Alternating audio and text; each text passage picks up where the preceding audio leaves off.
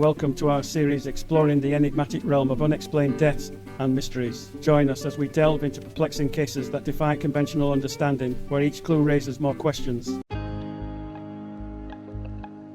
The scene begins on a quiet, unassuming street in the Setagaya ward of Tokyo, a place where life usually hums along with the comforting, rhythmic peace of a family neighborhood.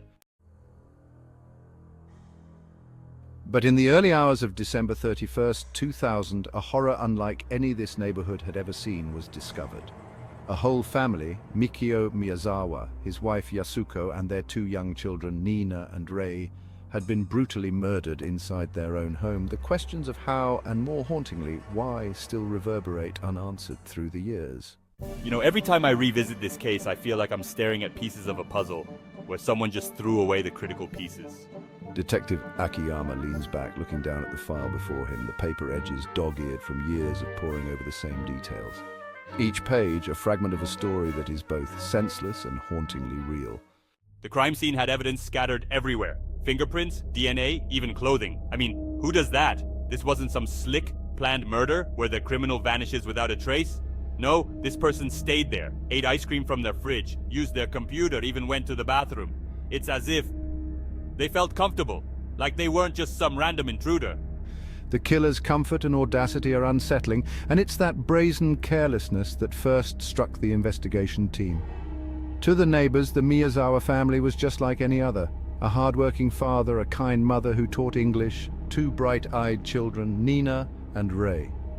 And yet they became victims in their own home, their sanctuary shattered beyond repair. Then there's the sand. Akiyama's eyes flicker as he picks up a report. The sand, a puzzling detail even after all these years. It was found in a waste pack left at the scene, analyzed and traced to California in the United States, possibly around the Mojave Desert. Sand from California. Can you imagine? It's almost poetic, except that it adds no poetry to this tragedy. I remember thinking that maybe, just maybe, we'd found our link. The DNA even suggested the killer might have mixed ancestry, part East Asian, part European. Yet, nothing. Thousands of people questioned, databases combed, no match. And still the questions multiply. The investigation uncovered a key detail. The killer used a sashimi knife, one they'd recently purchased at a nearby store, to carry out the attack. A chilling thought that someone had prepared even minimally for a crime so violent. And when that knife broke mid-attack, they coldly found another knife from the Miyazawa kitchen to finish the job. I've thought a lot about the killer's motives. A robbery gone wrong? Doesn't add up. There was money left untouched. Something personal? Maybe. But why the whole family? And how on earth could they do something so horrific and just vanish? We checked everything. Everything. It's like they slipped into the shadows that night and never came out again. Despite the brutality, there were oddly specific traces left by the killer that didn't seem to add up. A pair of gloves, a scarf, a jacket left behind, as if the killer wasn't concerned about covering their tracks, or worse, as if they wanted to leave a part of themselves behind. I think sometimes about the kids, Nina and Rei. It keeps me up at night. I try to imagine what could have driven a person to do something so inhuman to such innocence.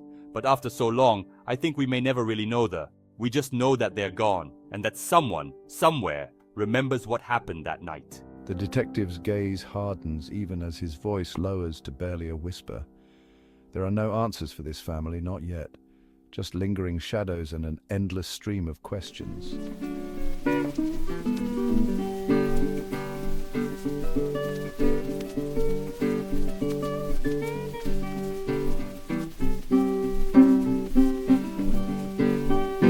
Thank you for joining us on this exploration of the unexplained. We hope these mysteries have sparked your curiosity and encouraged you to delve deeper into the unknown. Until next time, stay curious, stay vigilant, and never stop seeking the truth.